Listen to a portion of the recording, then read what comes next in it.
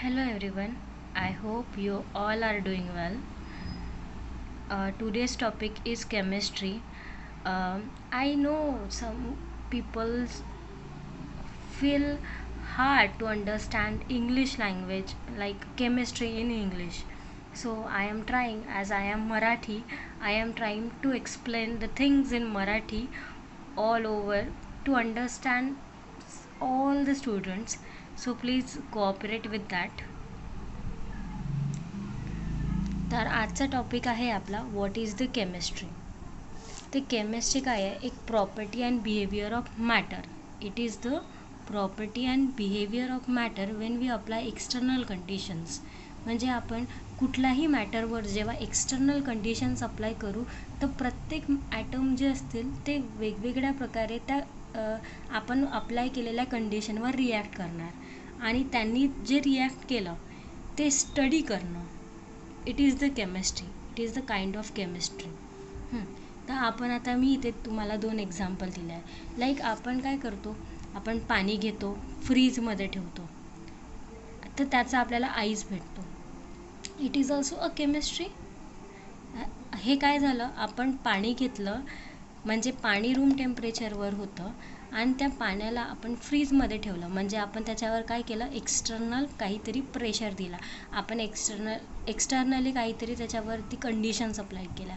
ती कंडिशन काय होती, आपण त्याला कूलिंग इफेक्ट दिला म्हणजे आपण त्याचं टेम्परेचर काय केलं, डिक्रीज केलं. तर तो आपल्याला काय झाला, आईस तयार झाला. यांच्या हा फिजिकल चेंज आहे, हा केमिकल चेंज नाही. का बरं केमिकल चेंज नाही? कारण ॲट द एंड आपल्याला आपला होता तो वॉटरच आहे. त्याच्यामध्ये फक्त तो लिक्विड होता तर तो सॉलिड झाला, बस फरक इतकाच असणार आहे. हां. अँड एक आपण एक्झाम्पल घेतलं आहे केमिकल चेंजेसचा. तर केमिकल चेंज म्हणजे काय, आपण 2 रिॲक्टंट घेतले कुठले पण आणि त्याला आपण काहीतरी प्रेशर दिला, टेम्परेचर दिला आणि त्याची आपण रिॲक्शन करून टाकली. समजा आपल्याकडे आहे, मी एक खूप बेसिक एक उदाहरण देते, RCl आहे आणि आपण याची रिॲक्शन केली in the presence of NaOH. NaOH हा एक बेस आहे आणि आपण या बेससोबत याची रिॲक्शन शो केली तर हा काय झाला, आपल्याला भेटला अल्कोहोल. आपल्याकडे पहिले होतं अल्काईल हॅलाइड आणि आपल्याला आता भेटला अल्कोहोल. तर आपल्याला हे 2 डिफरंट टाईप ऑफ कंपाऊंड भेटले. हा झाला केमिकल चेंज. हा काय आहे, केमिकल चेंज आहे. आणि हा जो आपल्याला भेटला तो आहे फिजिकल चेंज. तर फिजिकल, केमिकल सगळा चेंज बघणं is all in the chemistry itself. तर आता आपल्या मेन टॉपिकवर येऊ आपण. What is the organic chemistry. पहिले म्हणजे जेव्हा एन्शंट टाईमला असं डिस्कवर करण्यात आलं की organic chemistry is the chemistry of living organism. म्हणजे आपण आपल्या बॉडीचं म्हणजे लिव्हिंग थिंग्सची जी स्टडी करू, प्लांट्स और ॲनिमल्स जे पण आपले छोटे मोठे जितके लिव्हिंग ऑर्गॅनिझम आहे त्याची study is the organic chemistry हे कन्क्लूड करण्यात आलं. पण after some time it was discovered that this is not the organic chemistry. Organic chemistry is the chemistry of carbon compounds. Not only the carbon compounds ची chemistry. Carbon compound कोणते, carbon forming carbon which is bond with hydrogen और carbon bond ज्यामध्ये पण असतील ते आपण organic compound म्हणून डिस्कवर केले आणि त्याचं स्टडी म्हणजे ऑर्गॅनिक केमिस्ट्री. आपण ऑर्गॅनिक केमिस्ट्रीमध्ये ऑर्गॅनिक कंपाऊंडचं स्टडी करतो आणि ते ऑर्गॅनिक कंपाऊंड कोणते आहे, कार्बन कंपाऊंड. तर कार्बन ओनली कार्बन नाही तर carbon having hydrogen as well as carbon bond. It can be carbon single bond, carbon double bond. इथे 2 आहे बघा. But later the definition changes and the organic chemistry got the new definition. It is the branch of chemistry that studied the structure and property.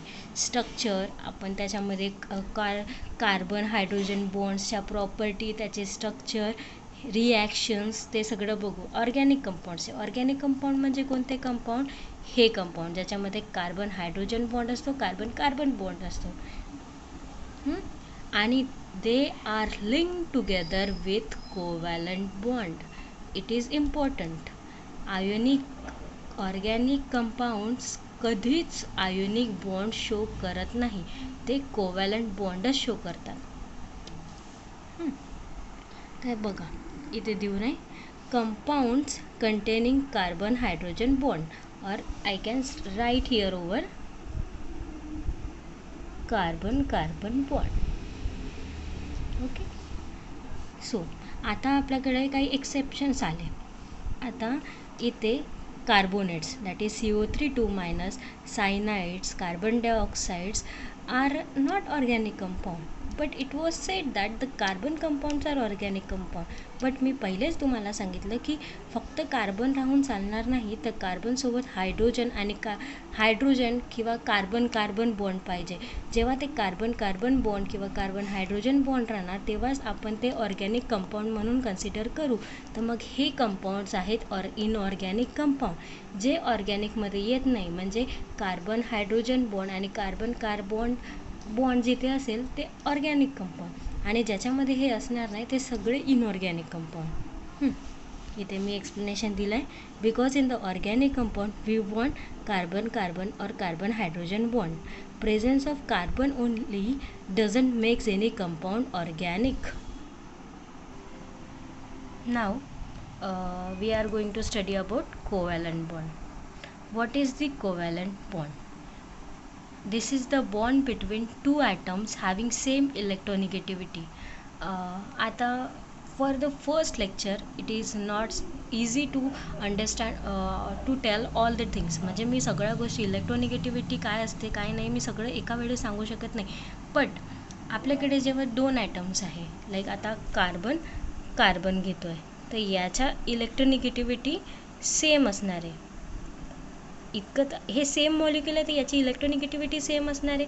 If we have considered this CO bond, तर याची electronegativity of course different असणार. Because हा carbon आहे, हा oxygen आहे, एक different molecule आहे, दोन डिफरंट ॲटम्स आहेत, तर त्यांची इलेक्ट्रोनिगेटिव्हिटी डिफरन्स म्हणजे त्यांची इलेक्ट्रॉन होल्डिंग कॅपॅसिटी ही वेगळी असणार. ते स्वतःकडे इलेक्ट्रॉन पूल करून घेण्याची कॅपॅसिटी वेगळी असणार. तर असंच म्हणजे कोव्हॅलंट बॉन्डमध्ये सेम इलेक्ट्रोनिगेटिव्हिटी ॲटम राहतात. मग ते सेम इलेक्ट्रोनिगेटिव्ह ॲटम काय करतात, तर इलेक्ट्रॉन शेड करतात. आता आपल्याला माहिती आहे, आय होप तुम्हाला माहिती असेल की कार्बनचा ॲटॉमिक नंबर 6 आहे. तर 6 ॲटॉमिक नंबर असल्यानंतर त्याचं इलेक्ट्रॉन डिस्ट्रीब्युशन कसं येणार, 2 आणि 4. आणि जर तुम्हाला नोबल इलेक्ट्रॉनिक डिस्ट्रीब्युशन माहिती आहे, म्हणजे जर कोणत्या नोबल गॅसचं किंवा जे स्टेबलवालं आहे इलेक्ट्रॉनिक डिस्ट्रीब्युशन येते ते आहे 2 आणि 8. तर हे तर 4च आहे आणि आपल्याला 8 हवं आहे. तर मग आपण कोणाकडून फक्त इलेक्ट्रॉन घेऊ शकणार का, नाही. आणि कोणाला हे 4च्या 4 इलेक्ट्रॉन देऊ शकणार का. समजा आता आपण कोणाला 4च्या 4 इलेक्ट्रॉन दिले, तर मग या कार्बनवर काय चार्ज येणार, C4+. आणि जेव्हा 4 इलेक्ट्रॉन घेतले तर कार्बनवर काय चार्ज येणार, जेव्हा आपण इलेक्ट्रॉन घेतो, इलेक्ट्रॉन इज निगेटिव्ह स्पीसीज आहे, तर मग निगेटिव्ह चार्ज येणार आहे ऑफकोर्स. मग आपण इलेक्ट्रॉन घेतले तर 4- येणार. आणि आपण जर 4 इलेक्ट्रॉन दिले 4 इलेक्ट्रॉन दिले की मग आपण आपली इलेक्ट्रॉनची संख्या तर कमी केली, पण प्रोटॉन तर आपल्याकडे 6च्या 6च राहणार आहे ना. तर मग काय आपल्यावर पॉझिटिव्ह चार्ज आला.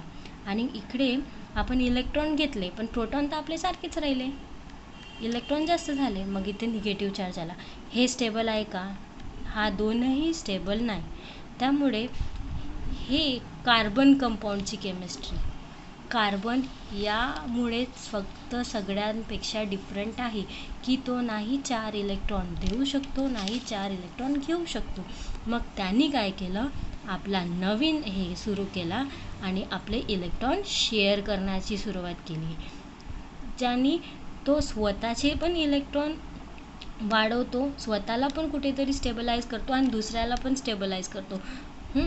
that is the covalent bond. This bond is called as covalent bond.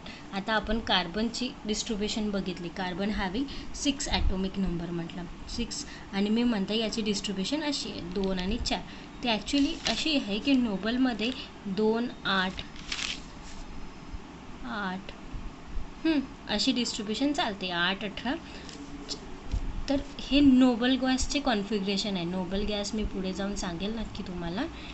तर हे त्यामुळे इथे 8 इलेक्ट्रॉन असल्यास आउटर मोस्ट शेलमध्ये तो ॲक्ट ॲज नोबल गॅस, म्हणजे तो कुठल्याच कंडिशनमध्ये रिॲक्ट करणार नाही.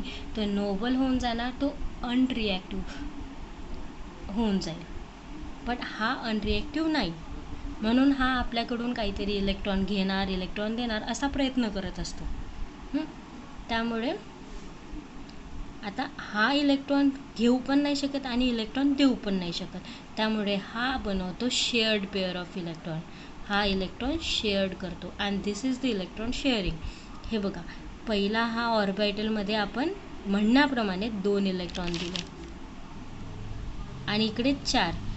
तर आता यांनी इलेक्ट्रॉन शेअर केल्यानंतर बघा याच्या आउटर मोस्ट शेलमध्ये असे किती इलेक्ट्रॉन झाले 1 2 3 4 5. याच्या आउटर मोस्ट शेलमध्ये किती झाले 1 2 3 4 5 5 झाले.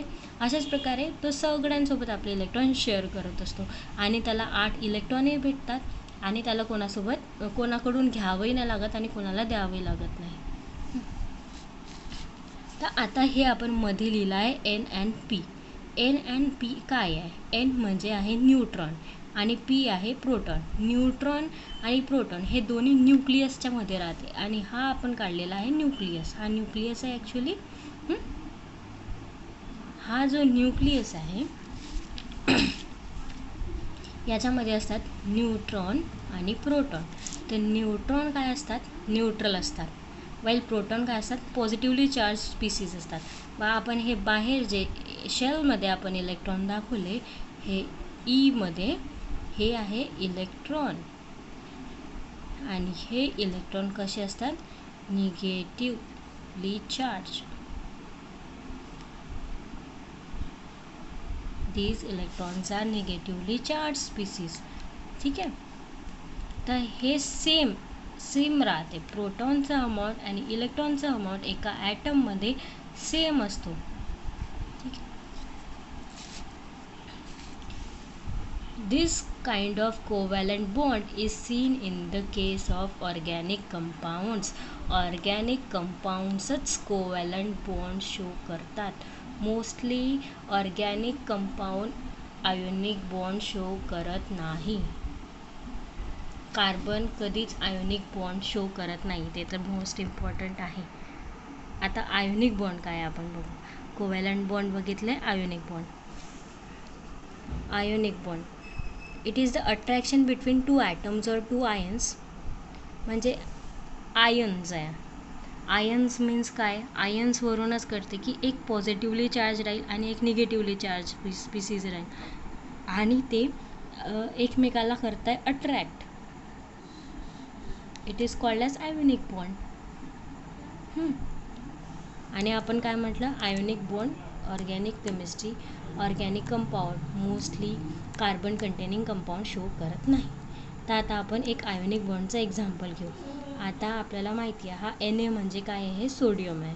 हा सोडियमला ॲटोमिक नंबर 11 आहे. तर याची इलेक्ट्रॉनिक डिस्ट्रीब्युशन कशी आहे? 281.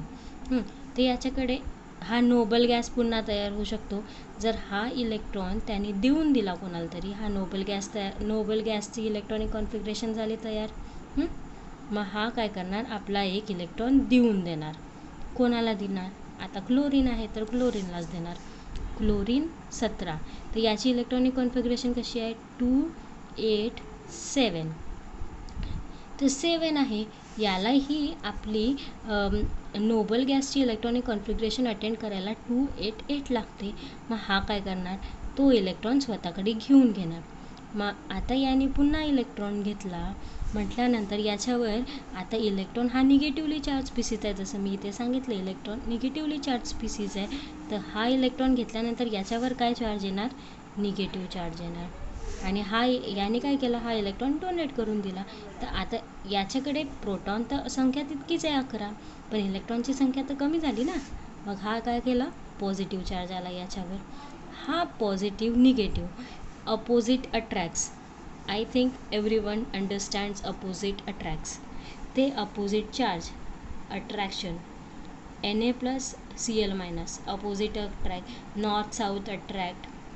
साऊथ कधी अट्रॅक्ट करते का, नॉर्थ कधी अट्रॅक्ट करते का, परत नॉर्थ साऊथ अट्रॅक्ट करतो. तर तेच अपोजिट चार्ज अट्रॅक्ट्स दिस. आणि हा बॉन्ड आहे इलेक्ट्रोस्टॅटिक फोर्स. हा जो बॉन्ड तयार झाला तो का बरं तयार झाला, इलेक्ट्रोस्टॅटिक फोर्स ऑफ अट्रॅक्शनमुळे. आणि हा इलेक्ट्रोस्टॅटिक फोर्स ऑफ अट्रॅक्शनमुळे तयार झालेला बॉन्ड म्हणजेच आयोनिक बॉन्ड आहे. आणि most of the inorganic compound like NaCl, MgOH2 हे सगळे इनऑर्गॅनिक जे कंपाऊंड आहे ते आयोनिक बॉन्ड शो करतात. I hope you like this lecture. Please do like and subscribe my channel.